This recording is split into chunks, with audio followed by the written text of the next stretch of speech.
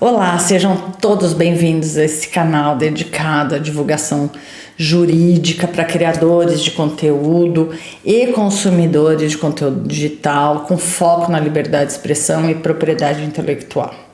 Meu nome é Luciana Schnesch, eu sou advogada, especialista em propriedade intelectual, direito do entretenimento e mídia, e com mais de 20 anos de experiência na área jurídica. Esse é o episódio piloto do canal. E como hoje é Dia das Bruxas, eu resolvi contar para vocês a história do julgamento mais emblemático da perseguição às bruxas na Europa. Bom, essa história da Mère Gabi, a bruxa de Fulda. Qualquer semelhança com a realidade não é mera coincidência, é só uma repetição histórica. Não vai dormir, pelo amor de Deus, fica aqui porque é um tombo atrás do outro. Bom, nós estamos falando da Alemanha, século XVI, 1500, final dos anos 1500, e a Merga nasce em 1564, em Fulda, hoje no estado de Hessen. Essa mulher nasce num século em que o regime era o Sacro Império Romano Germânico, né? Onde a igreja e o poder eram uma coisa só. E os príncipes estavam muito ligados, os reis, né? Estavam muito ligados com a igreja católica ou eram representantes da própria igreja católica. Esse século, por incrível que pareça, foi o século que teve o maior número de mulheres e homens mortos por perseguição por parte da igreja. Porque o que acontece? No começo do século teve a reforma protestante do Martinho Lutero. Em 1545 teve a Contra-Reforma Católica, que foi consolidada pelo Concílio de Trento, que instituiu o Tribunal do Santo Ofício. Então, o Tribunal Inquisitorial, ele começa em 1545. E aí você tem o Tribunal do Santo Ofício, a lista de livros proibidos, a catequese dos povos do Novo Mundo, a reafirmação da autoridade papal, a manutenção do celibato por parte dos padres, entre outras coisas. E simultaneamente você tinha as guerras, você tinha fome e você tinha surtos e pandemias de peste. Esse período também é o período em que a prensa de Gutenberg ela é espalhada, né? E o Lutero usou isso. Em termos de legislação, o que a gente tinha? A gente tinha a Constitutio Criminalis Carolina, que foi instituída em 1530. Ela é o que a gente pode chamar de um esboço do direito penal alemão de hoje, mas é só um esboço, tá? E foi a unificação do direito penal do Império. E alguns crimes que eram considerados graves eram homicídio, roubo, incêndio criminoso, relações homossexuais e bruxaria. Além disso, essa também ela permitia investigação própria do governo, que é a Inquisição, e a obtenção por meio de tortura e execução por fogo. Como a igreja nem o Estado sabiam exatamente o que era bruxaria, eles se apoiaram num livro chamado Malleus Maleficarum, de 1487, que hoje é conhecido como o Martelo das Bruxas ou Feiticeiras, que não era uma lei formal, era um manual inquisitorial elaborado por autores dominicanos, um chamado Kremer, e o sobrenome dele é Institores, ou Sprenger, que teve uma participação mínima nessa conversa. Esse livro, esse manual, ele foi encomendado pelo Papa Inocêncio VIII e considerava a bruxaria uma heresia, dizia que as mulheres, em virtude da sua natureza fraca, eram bruxas poderiam ser bruxas, e que a relação com o diabo, a relação íntima com o diabo, era essencial para a bruxaria. E também também dizia que uma gravidez inesperada era um indício de copulação demoníaca. Esses caras são muito loucos, né? E aí a gente vai para Merga. A Merga nasce em 1564, no meio dessa confusão toda, em Fulda, hoje o estado de Hessen, bem ao norte, ou seja, bem no meio da Alemanha. Ela era filha de um curtidor, uma família burguesa com toda certeza. E era incomum as burguesas serem acusadas de bruxaria. Era uma coisa que... porque tinha, né? Então, e se ela é acusada, a família dela deixa de contribuir para a igreja e... enfim. Ela foi casada com homens influentes. A gente sabe da condição social dela porque ela foi inscrita no Tribunal de Câmara do Império. E isso só conseguia fazer quem tinha posses ou influência. Então, ela era de uma situação legal. Como ela foi casada várias vezes, ela devia ser uma mulher bonita. Não tem nenhum registro disso, tá? Mas é o que se supõe. E o caso dela está muito bem documentado. E isso, o pessoal diz que é por conta da posição social que ela tinha. Que se fosse uma qualquer, não ia ter esse interesse todo, entendeu? Bom, aí a gente vai falar dos casamentos dela. O primeiro casamento foi com Wilhelm Frank. Esse era um senhor de idade já. Ele faleceu logo após o casamento e deixou de herança 56 gulden, que era um dinheiro ok, mas o dote dela, que equivalia a um salário anual de um escrivão municipal. Ele deixou ela ok. A causa da morte dele foi natural, porque ele era um senhor de idade, certo? Mas haviam rumores de que a Merga poderia ter envenenado o Wilhelm. Só que como não havia prova, ficou por isso mesmo, mas esse fato fomentou as acusações de bruxaria no processo, tá? Depois a gente vou destrinchar isso melhor. Aí ela se casou com o Christoph Ort. Com o Christoph, ela teve 2 filhos, um casal.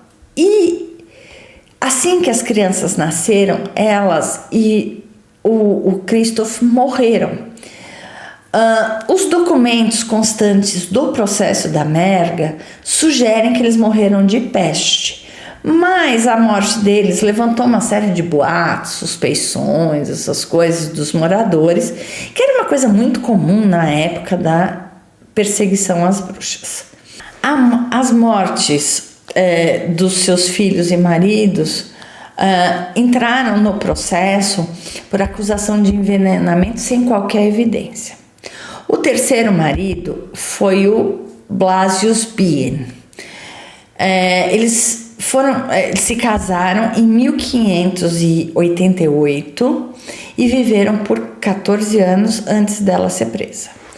Era um casamento estável, ele era um homem respeitável, um cônjuge protetor, um cidadão da classe média ou alta de Fulda, porque aparentemente ele ocupava um cargo alto. Ele era um senhor de respeitabilidade porque ele peticionou em favor da Merga no processo. Ele trabalhava como líder comunitário e eu vou explicar isso melhor porque não é um líder comunitário como a gente entende, mas é uma espécie de prefeito, juiz de cidades pequenas, em Hünfeld e Michelshombach, que são cidades hoje perto de Fulda. E depois de se casar, ele foi para Schiltz na mesma função, que também é outra cidade pertinho de tudo. Só que em 1598 ele teve um desentendimento com um nobre local, da família von Goetz. E ele retorna com a Merga a Fulda. A Acontece o seguinte, nessa época, essa região, com exceção de Marburg, que é um pouco mais ao norte, a perseguição às bruxas foi Metza Lit, Metza Mozzarella, foi de qualquer jeito. Acontece que em 1602, ou seja, 4 anos depois que eles retornam a Fulda, chega na cidade do exílio o príncipe abade Balthasar von Dernbach. Esse nobre, ele é um von Dernbach, ele nasceu luterano. Após a morte do pai, ele foi mandado para um mosteiro, onde ele se torna católico. E depois de alguns anos, ele vira sacerdote de Würzburg e sucessor do seu tio, que era príncipe abade. E essa sucessão foi confirmada pelo Papa Pio V. Ele, ainda lá, como sucessor, ele adota a política da Contra-Reforma. Acontece que dá um monte de rolo, os luteranos daquela região se revoltam, insurgem contra ele, e ele é forçado a abdicar. E aí ele vai para Mainz. Aí o que acontece? Em 1602, ele consegue que a sua abdicação fosse revogada pelo Papa e ele pode voltar a Fulda como príncipe abade, porque o tio tinha morrido. Bom, ele chega e a gente tem que lembrar que ele adotou a política da Contra-Reforma. Então, ele instituiu que a punição rigorosa contra a heresia e bruxaria era uma missão divina.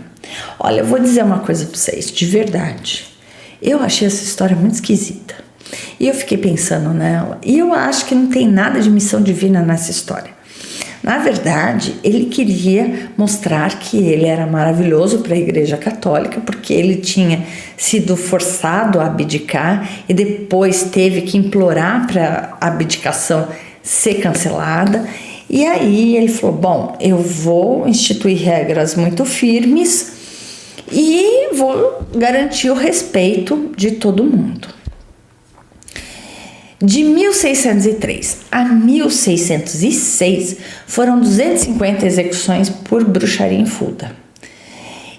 E em 1603 ele contratou um xará dele, o Balthasar, só que nus, que era conhecido como Malefizmeister. É o mestre do malefício, né? É um torturador, tá? E em março de 1603 começa a onda de prisões. Então foi o tempo dele sair por aí espalhando boato e tudo era heresia, tudo era crime, não sei o que, e aí começa. E 250 pessoas morrem. E aí nós vamos pro processo da Merga. No dia 19 de junho de 1603, ela é presa. A denúncia, não se sabe se ela foi individual ou coletiva. Não se sabe se foi por conta do desentendimento do Blasio com a família von Goethe, ou se foi inveja em virtude da Marga ter dinheiro, ter se casado 3 vezes, ser bonita, ter 2 maridos. A gente não sabe. E ela é levada para a prisão, onde há uma superlotação na prisão do castelo. E Merga é confinada em um canil, onde ela passa, além de ficar ali confinada numa situação horrorosa, ela passa a sofrer tortura constante, com vistas à confissão. Eles queriam que ela confessasse os crimes, que era a participação em Sabás, a morte dos seus filhos e ter mantido cópula com o diabo. E ela está dizendo que não, e Blasius, por sua vez, fica sabendo do fato dela estar grávida e que ela estava presa num canil. Ele então peticiona para o von Dernbach, que não deu a menor pelota para ele. Ele fez isso várias vezes e o von Dernbach, sai para lá, senta lá, Cláudio. misericórdia. Ele impetra um recurso lá na Câmara de Direito em Speyer, dizendo que a Merga está grávida, está naquelas condições, e o tribunal dá como resposta as seguintes exigências. Eles queriam que o von der Mar melhorasse as condições da detenção da Merga e proibisse a tortura durante a gestação. Por quê? Porque a tortura durante a gestação era proibida na Constitutio Criminalis Carolina, na lei penal. Não existe registro de soltura da Merga, tá? Mas há indícios, principalmente porque no dia 4/8 de 1606 ocorre a reprisão dela, ela volta para a cadeia. Então é porque ela foi solta. A gente só não sabe quando.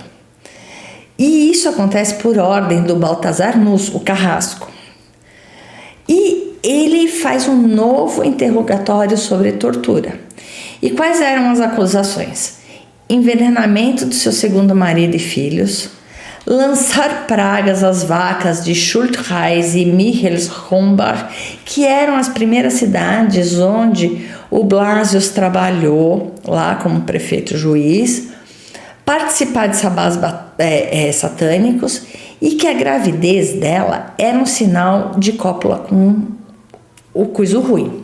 O Blasius e ela viveram por 14 anos sem filhos, e que isso era prova do sexo demoníaco. E sob intensa tortura, a Merga declara: ai Deus, assim eu quero ter feito. Né? E, é uma tristeza, porque ela faz uma admissão sem admitir, né? Assim eu quero ter feito. Após a confissão ficta, ou seja, irreal, ela foi declarada culpada por bruxaria e queimada viva na praça do tribunal. E assim morre a Merga aos 39 anos. A prisão da Merga dura 14 semanas, o que significa que ela morre no final de setembro. O Blasius paga 91 gulden e meio. Isso é dinheiro, é muito dinheiro, a título de custas do processo, tortura e execução. A Merga deixa um legado humano para a história. Primeiro, é o da violência gestacional. Ela foi uma rara acusada de bruxaria e torturada com uma gravidez documentada durante o cárcere. Segundo, e ela foi morta também grávida, né? Misoginia institucional. Mulheres fora do padrão de submissão eram vistas como perigosas. Aliás, até hoje, algumas mulheres são vistas como perigosas por fugirem do padrão, por não fazerem aquilo que se esperam delas. Perseguição política e religiosa. Von der Bach usou julgamentos para reforçar seu controle político e religioso. De uma forma ou de outra, a perseguição política e religiosa existe até hoje. Injustiça jurídica. Confissões obtidas mediante tortura, prova sem validade ou verificação, fatos inventados, impossibilidade ou redução de defesa. E o que isso tem a ver com liberdade de expressão? Pois é, a liberdade de expressão é a liberdade de manifestação do pensamento. E ela não cessa porque a pessoa foi presa. Ainda assim, ela tem que ter direito a se manifestar no processo, se manifestar perante a corregedoria dos presídios, da polícia, enfim. A gente é preso, que a gente é nos tirado o direito de fala. Por fim, a tortura viola o direito de expressão, porque também suprime o pensamento do torturado, levando-se como sua expressão o que é dito mediante tortura. Bom, sério, eu espero que isso daí alugue um pouquinho a cabeça de vocês. E agora eu vou comemorar meu Halloween. Até a próxima.